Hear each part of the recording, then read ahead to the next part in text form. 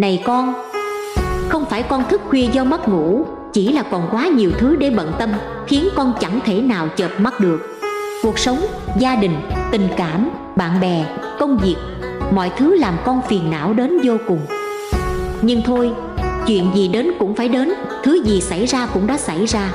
Sẽ chẳng khá được hơn nếu cứ nằm đó lo lắng, suy tư, đâu con. Tạm gác lại, nhìn thoáng mọi chuyện hơn chút và nghĩ tới những điều tích cực, sẽ làm con đỡ mệt mỏi hơn đấy. Ai cũng có nỗi khổ tâm riêng cả, vì cuộc đời này là bể khổ mà con. Đừng buồn phiền nhiều nữa con, nhắm mắt lại, nghỉ ngơi đi con, để ngày mai thức dậy có năng lượng mà tiếp tục chiến đấu với đời. Kiên cường lên con, và ngủ thật an con nhé.